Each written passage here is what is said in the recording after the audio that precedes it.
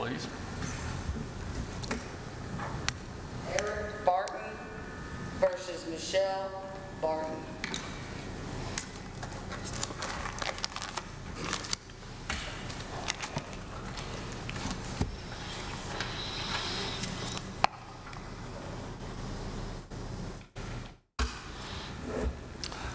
We'll hear from the appellant when you're ready.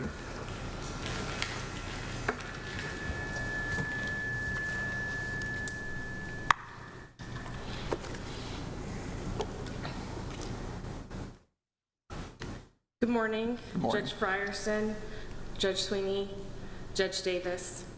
I'd like to reserve 3 minutes for rebuttal, please. I'm sorry, how many? 3. 3 minutes, that'll be fine. May it please the court, my name is Elizabeth Tao. I practice with the firm of Bernstein, Starron, McAdams in Knoxville. I'm here today with my colleague, Scott Taylor, on behalf of Eric Barton, the appellant husband in this case. We're here today on the second appeal in a protracted divorce matter. The issues on appeal in both 2020 and today revolve around the valuation of husband's business interests, specifically a business called Vanquish Worldwide, LLC. This morning, we're asking this court to vacate the trial court's order of October 10th, 2022, and amended order of October 26th, 2022, and remand for a determination of the value of Vanquish Worldwide, LLC and the marital estate in accordance with this court's opinion entered on November 10th, 2020. We're also asking this court to vacate the trial court's October 2022 orders to the extent that the trial court considered and relied upon the assets, liabilities, claims, litigation, settlement, and business activities of third-party businesses and corporations in valuing the marital estate, dividing the marital estate, awarding alimony, and imposing liens or a trust upon the assets of those business entities. It is already the established law of this case, pursuant to this court's opinion on November 11th, 2020, that the trial court did not have subject matter jurisdiction over the corporate entities or the assets of real property of the corporate entities in which husband had an interest, and that the contractual claim of Vanquish Worldwide, LLC against the federal government was an asset of the business, not a marital asset, and therefore not subject to distribution to the parties. In its November 11th, 2020 opinion, this court directed the trial court to revalue Vanquish Worldwide in light of the ruling that the contractual claim was a business asset and not a marital asset.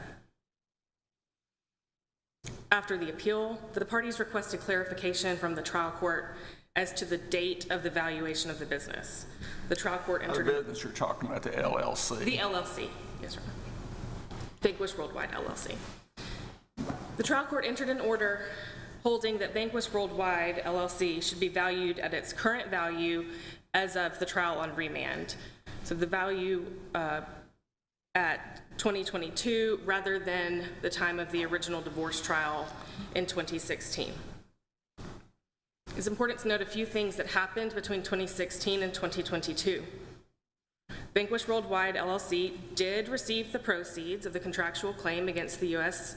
government that was at the center of the 2020 appeal. The company received a gross amount of approximately $30 million, and after attorney's fees of $8 million, netted approximately $22 million. In 2017, Shalif Kula Koshani filed a lawsuit against Vanquish Worldwide, LLC and Mr. Barton individually, alleging a breach of the same contract that was the basis of the company's claim against the federal government. The Koshani family voluntarily dismissed Vanquish Worldwide, LLC the morning of the trial without prejudice and received a judgment against Mr. Barton in favor of the Koshani family in the amount of $33 million. That judgment, as well as other litigation between the Koshani family and Vanquish Worldwide, LLC and other businesses in which husband had an interest, was settled and satisfied by payment of $14,600,000 pursuant to a confidential settlement agreement. At trial, on remand, husband testified that the funds Vanquish Worldwide Yeah, where did the funds come from that did that? Through a complicated, Uncomplicated for me, where did the funds Sure. come from? the funds that went to settle the agreement came from related Settle businesses. the judgment. Settle the judgment came from related businesses to Vanquish Worldwide. Who? Vanquish Leasing and VC3. Did any of it come from LLC Directly, or indirectly? Did the LLC transfer funds either to other businesses or directly to pay the judgment? not to pay the judgment.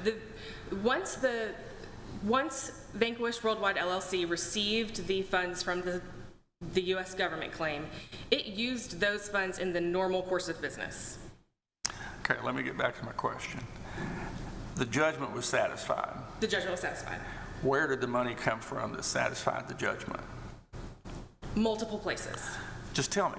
What It you say came multiple places, but that doesn't help me. It came from Vanquish Leasing, from VC3, and you have to sort of trace it because there were liens that those companies paid off against property that was then transferred to the Kashanis as part of settling the judgment. There were several pieces of property. Those property had various liens against them that had to be paid off Who owned the before property? Villa Colina, Who owned it? Villa Colina LLC. Okay. All right. You don't have a lot of time, and there's a tremendous amount of facts, and we've read the briefs on it. Let me ask you a couple of questions. Sure. There were two experts testified as to the value of the LLC. Yes. Roughly one of them said 1 million plus, and the other, as I recall, said 4 million plus. And what value did excuse me, he said 7 million plus, and the trial court found a value for the LLC of initially of 4 million some odd dollars. Is that right? That's correct. All right. What did the trial court do after that as far as the value of the LLC? The trial court added back the funds that the company had received from the claim against the U.S. government. The full $22 million after attorney fees, or just a portion of that?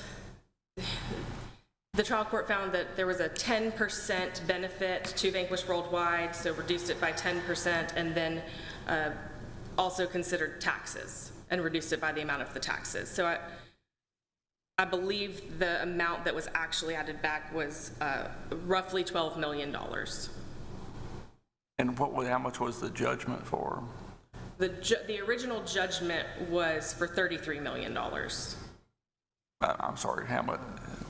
The judgment that went down. The settlement agreement was for. If it's a settlement, I don't know if it's a settlement agreement or judgment, what was the found against your client against that individual, in favor of that other individual?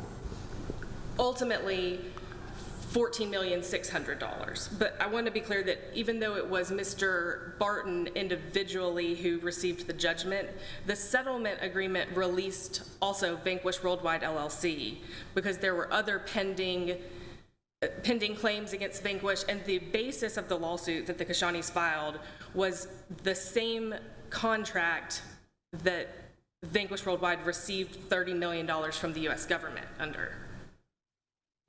Okay, go ahead. Now, as your time is getting short, what did the trial court do that you all say was error as far as valuing the LLC? Adding back in ultimately the $12 million, adding that amount back in. I think it was clearly within the trial court's discretion to value the business at $4 million within the range presented by the experts. We think it was an error to then add back in an asset that the business received, that the business used in the course of its normal operations. What was the proof on that it was in the course of its normal operations? Mr. Barton testified to the use of those funds in the normal course of operations. And the trial court found him not credible. There was no other proof.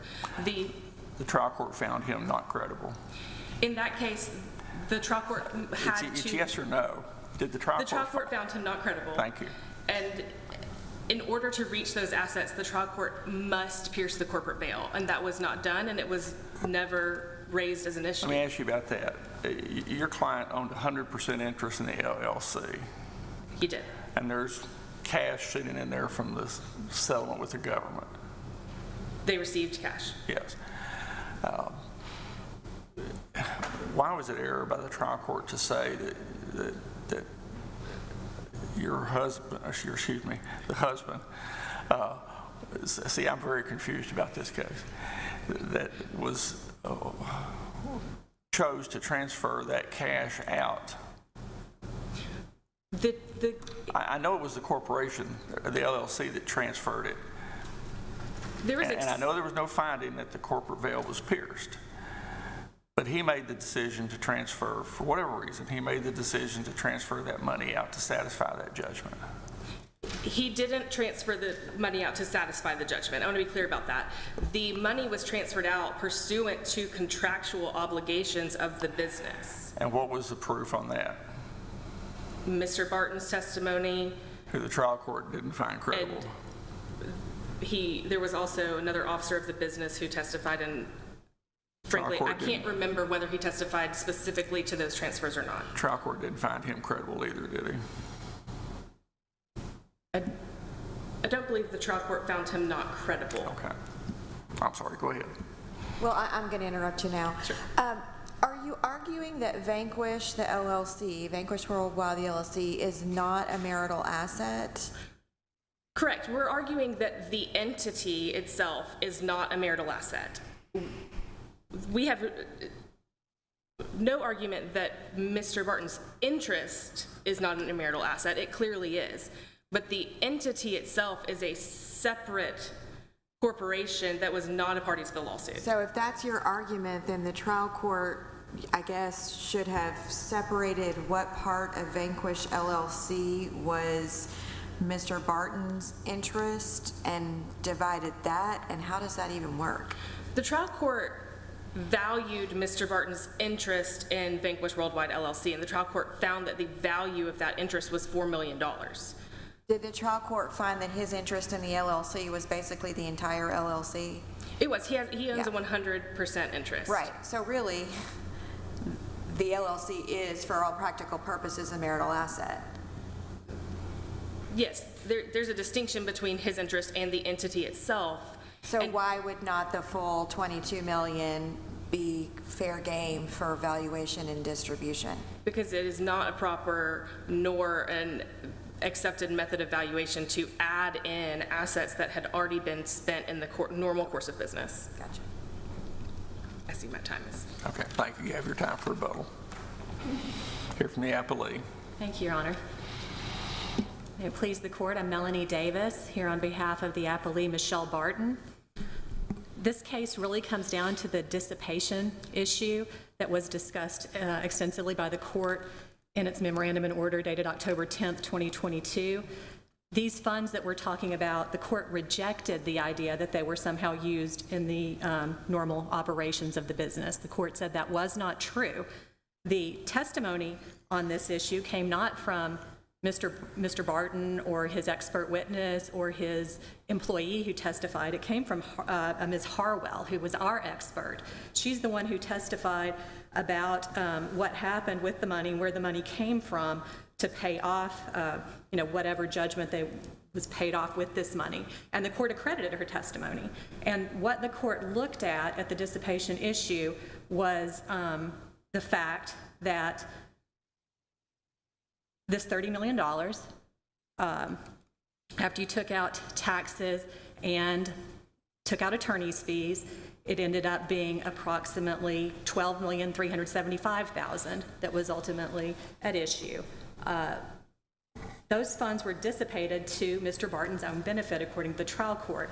The two companies that the money went to, and there was, in 2019, A company called VC3 got $6,100,000. A company called Vanquish Leasing got $12 million in 2018 of the LLC money that had come from the government claim. So that is approximately $18 million in 2018 and 19 that was transferred to those companies by Mr. Barton. There's no question that he's the one who made the decision without agreement of the wife. And this is while the divorce is pending, I would point out, and the trial court pointed out. I mean, but the money was in the LLC. The money was originally in the LLC, and And so why did the LLC need the wife's approval? If it was paying out legitimate business debts or whatever, why did the LLC need wife's approval? Well, according to the trial court, it wasn't legitimate business debts, but the idea is that that asset was already something that was at issue in the litigation. The appeal was pending when that asset was under. I understand if the money had been in his account, but the money wasn't. It was in the LLC's account. It was in the LLC's account, and the LLC was a agreed upon marital asset. At least the interest was. His interest in it was. Yes, his 100% interest. 100% interest, sure. Yes, yes. So the idea is that that money really was under the control of Mr. Barton, and VC Leasing was 100% owned by him. The other company, Vanquish Leasing, 100% owned by him. VC Leasing was just formed in 2017, was in the same building as Worldwide. Leasing had no employees. VC3 had 3 employees, one of which was Mr. Barton. And allegedly, these ordinary course of operations monies were used for some sort of service fees, $8 million, or $18 million, I'm sorry, in service fees. And the witness, Ms. Harwell, testified that looking back in the records of the companies, these types of service fees had never been paid before.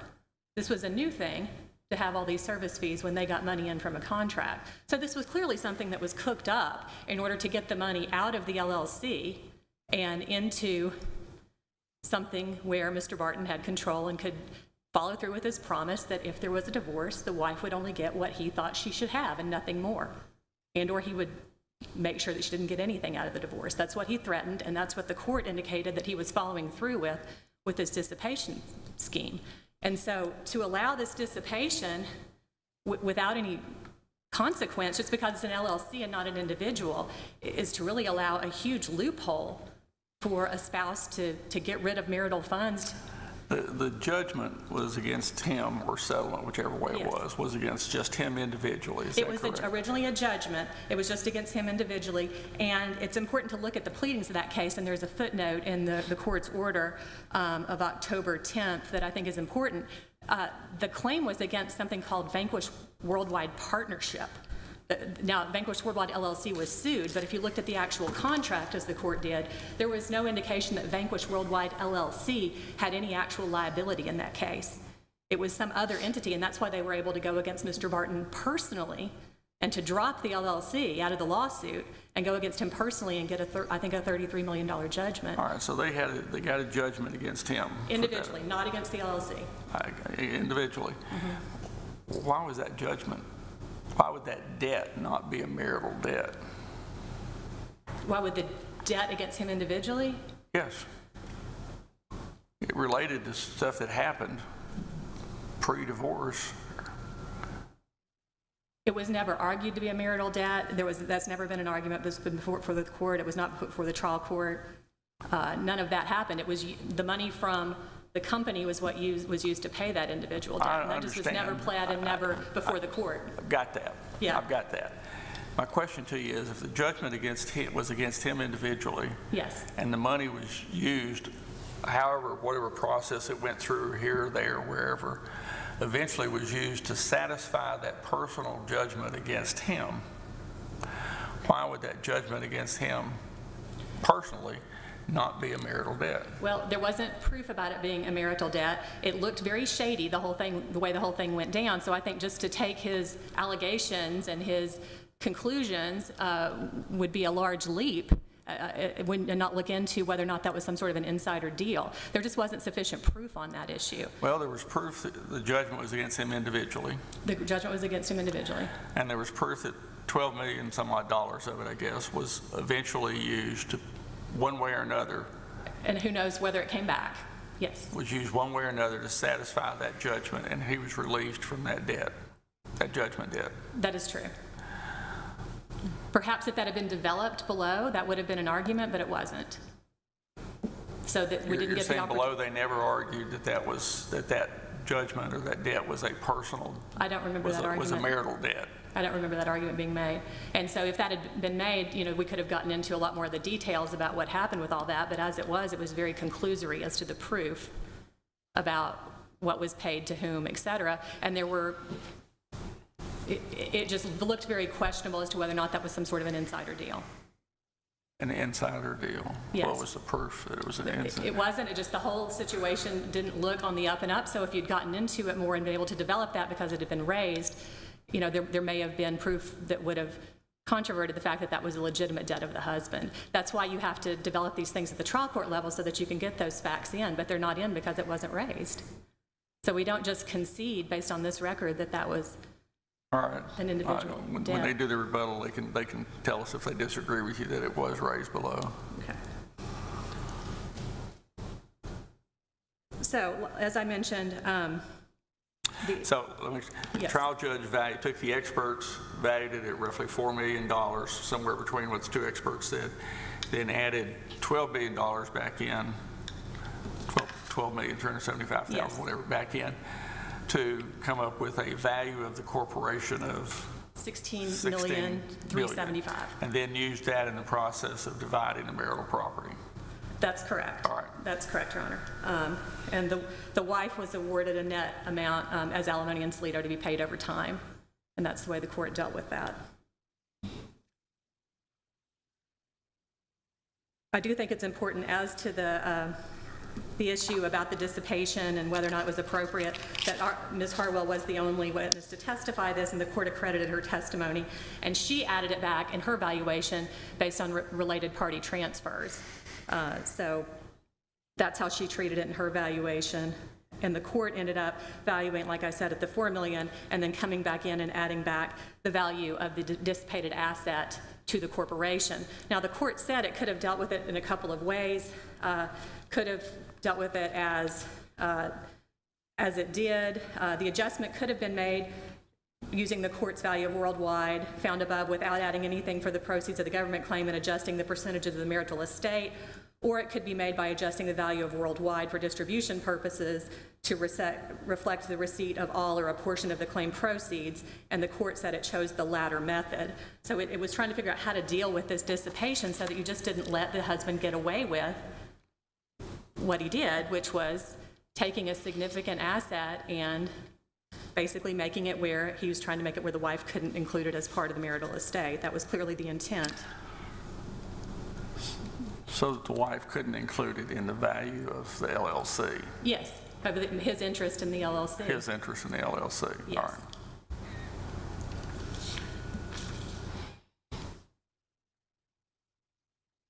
Would like to point out that though the judgment at issue with the Koshanis was against the husband personally, he did include the LLC on the release as was mentioned. He got over $1 million in credit for that, and we submit that that was basically a worthless thing because there was no legitimate claim against the LLC, as the trial court recognized, because there was no legitimate contract with the LLC alleged in that lawsuit. Well, that lawsuit was never tried, though, was it? It was tried. It was tried against Mr. Barton personally. It wasn't tried against the LLC. They were non-suited at the last minute. So that trial court there made no determination that the LLC was not liable. That trial court did not, but this court did. It did Based look at on that. what? Based on the proof that was before the court in this case, Which was? which was the proof from Mr. Barton and from the other witnesses. On page 6 of his judgment of October 10th, 2022, the court stated in footnote 4, the court notes that if Mr. Barton had been acting on behalf of the LLC and within his authority, he would not have been personally liable. Further, if this had been the case, the plaintiffs would not have been able to split their cause of action. So the court looked at that in support of its argument that it is clear that the judgment was a liability personal to Mr. Barton, not as to Worldwide LLC. So the court here made that finding based on the evidence before it about that judgment.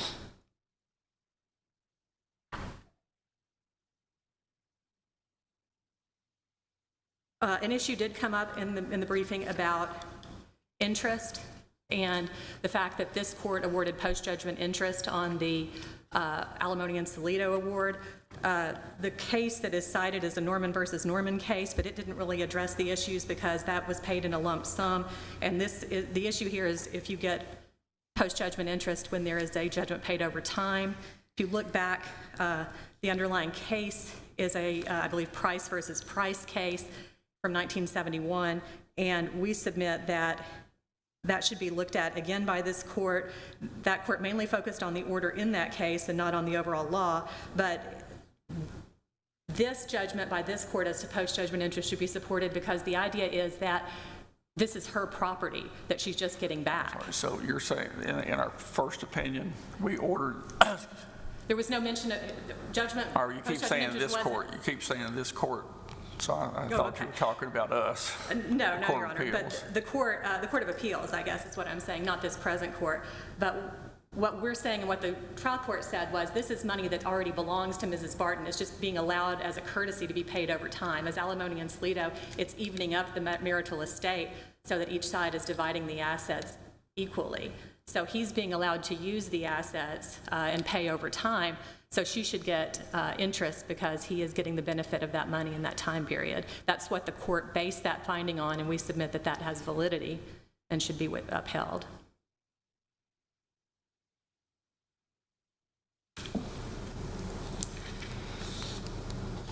Are there any further questions or issues need to address? I hear none. Thank Thank you. you.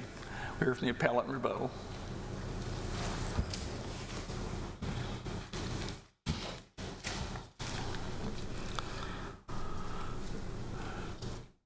For the trial court to treat the judgment settlement agreement as Mr. Barton's personal debt, which it did, it was inconsistent in that it didn't include it as part of the marital estate. Did you all argue that down below?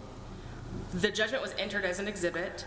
Did you argue that it was, I know it was entered as an exhibit and all that, but did you argue that, look, if this was his personal debt, judgment against him, if this was if it was to his benefit to use this money for it, was the judgment a personal debt and therefore a marital debt? Did you argue that as opposed to just kind of around it?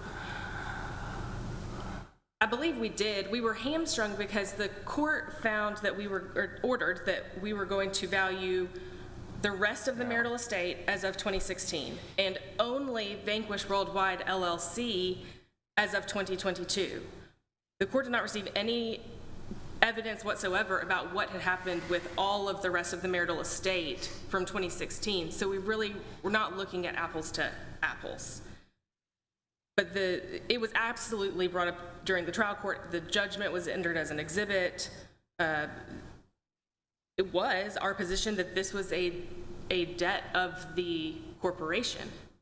And in that way, we didn't take the position that it was his personal debt. So is your position that it was the debt of the corporation and not his? Yes, that's our position. Which corporation? Vanquish Worldwide LLC. And then they used the money to satisfy that debt?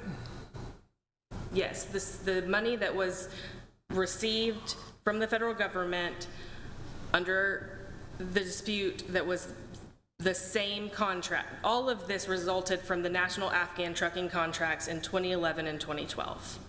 But if the money, I told both of you, this case confuses me no end. If the debt was the LLC's and the money was in the LLC and through some transfers here, there, wherever, that $12 million of that money was used to satisfy what you say you all argued before was the debt, of the LLC, why is that improper?